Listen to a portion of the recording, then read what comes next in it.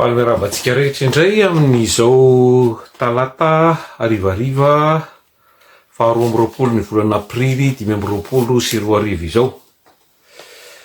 Teny kely amin'izao fandalovana vahiny masaisay eto amintsika izao raha pitso alarobia. Nita dia zavatra mampalahelo aloha fa tsy afaka anadio sy andamina isika raha tsy maintsy vahiny tonga. Tamin'ny Papa François ohatra mahatsiaro azo manokana amin'izao fahalasanany izao. Ka tamin'ireny dia tapitra namboarina daholo ny lalana. Asa vola avy any amin'ilay mpitsidika ihany ve no ampiasaina anamboarana lalana mendrika, satria rehefa samy malagasy dia tsy afaka hifanaja fa tsy mendrika lalana madio sy milamina, fa dia lavadavaka feno rano-masiso sy fako maimbo manerana ny tanàna.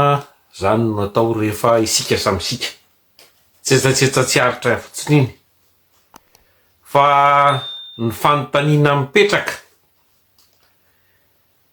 dia mendrika ve ity vahiny ho avy ity, ary inona no tena antondihany.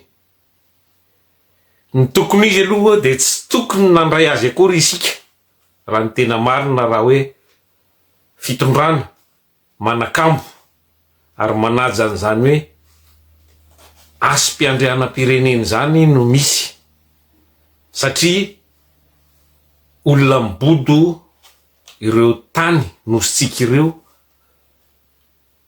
tsy misy antony andraisana olona tahaka izany.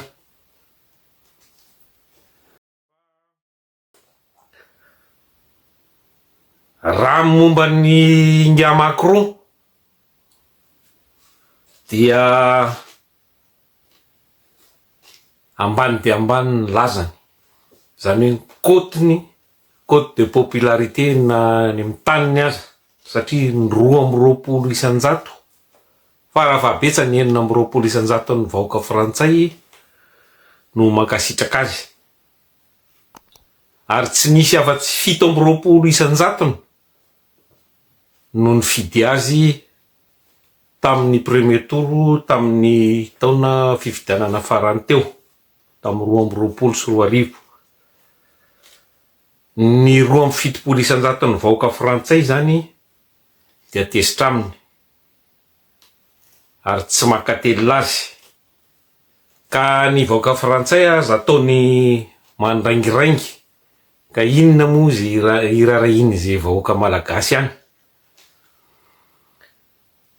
Ny antony tsy itiavan'ny olona azy amin'ireo mpanao sondage dia ny fomba fietsiny, zany hoe comportement, manambonimbony tena sy mihevitra azy ho manana marina foana, tsy mety diso ary tsy mihaino vahoaka.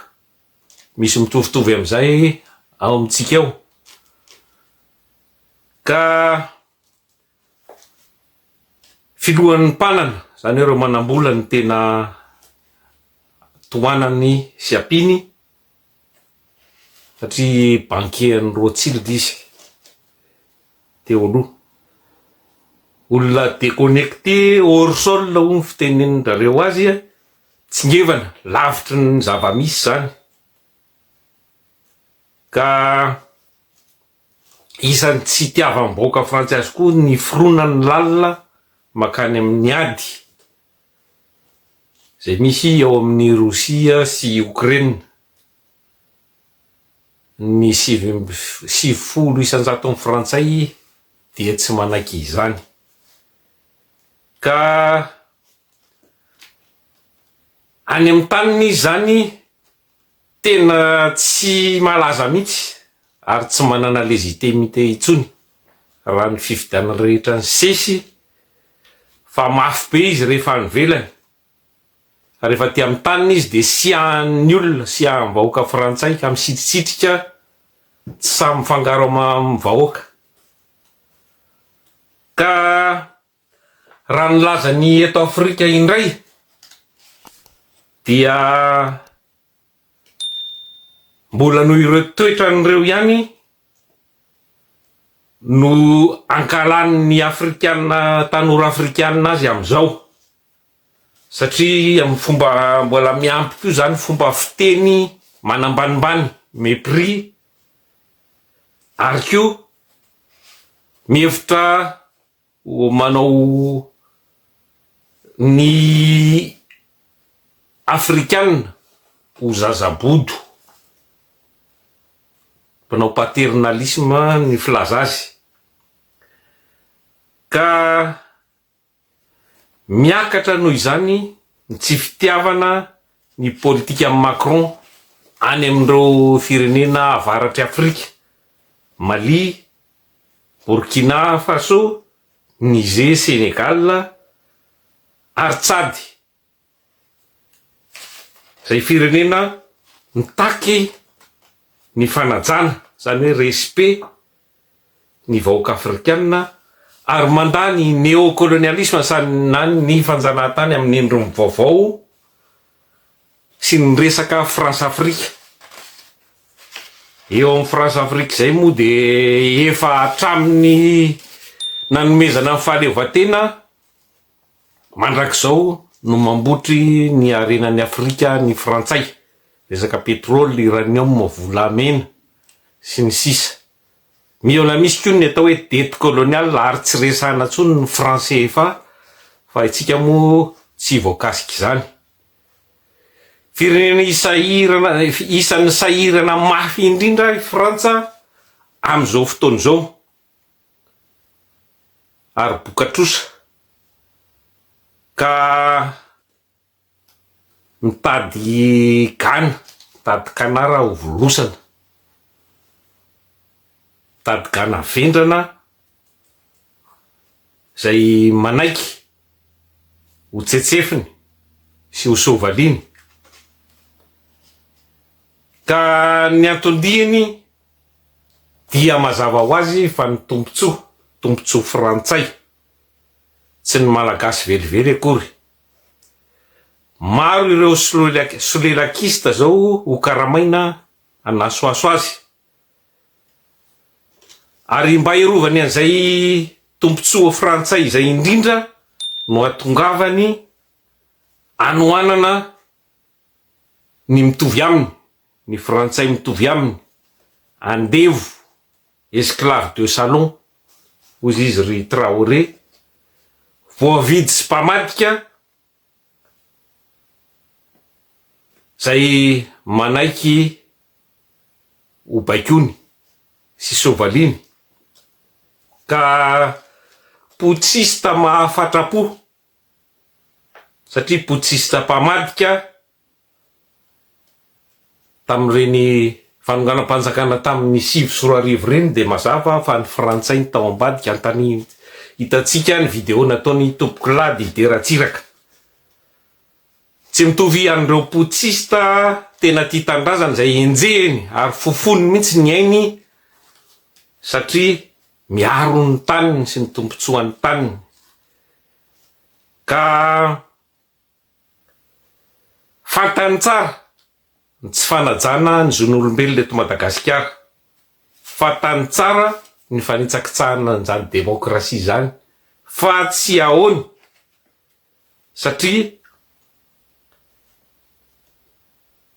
tena mety aminy io mpamadika saribakoly naturalisé frantsay io, satria zay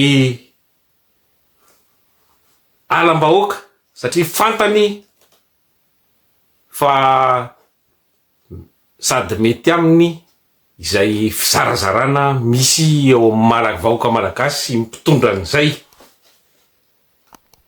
Ary ny antony de mba tsy hiverenany fahefana amin'ny vahoaka maro anisa mandrakizay efa nosakananareo zareo zany tamin'ny taona 1970 naminony amin'ny tompoky la koloniely Ratsimandrava zay nanome fahefana feno ny vahoaka tamin'ny alalan'ny fokon'olona, natahorany mafy zany, ary mikitikitika koa ny tombontsoa nireo kompania kolonialy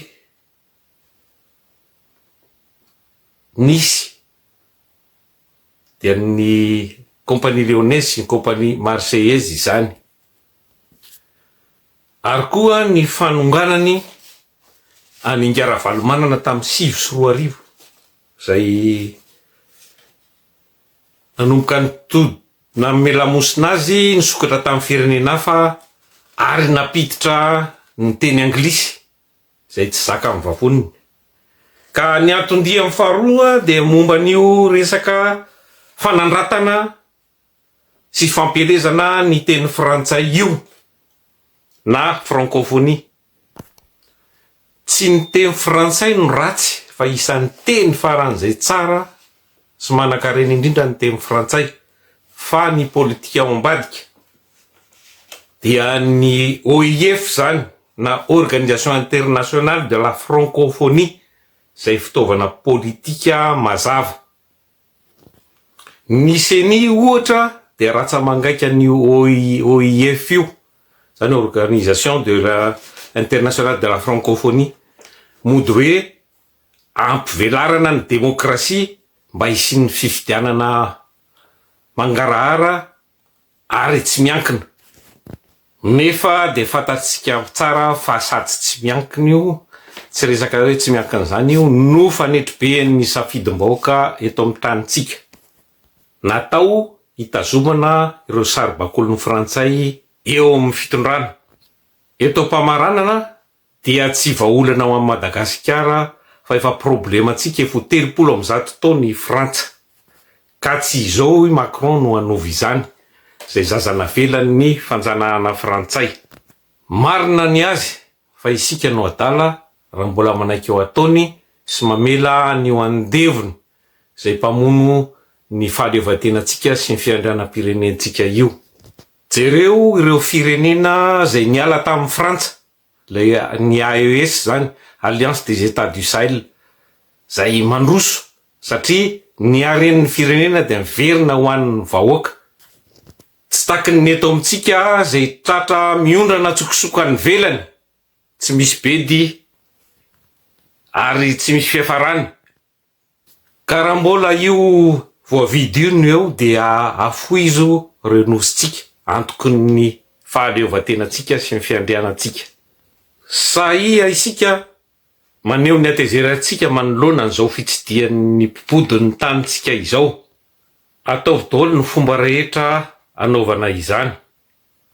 Tsy ekentsika ny fanjanahana frantsay, arovo ny tanitsika ary asandrato ny tenitsika, fa io no antsika arovy ary sady tsy amidy no tsy atakalo na iny kidona na iny kiatra. Masina ny tanindrazana.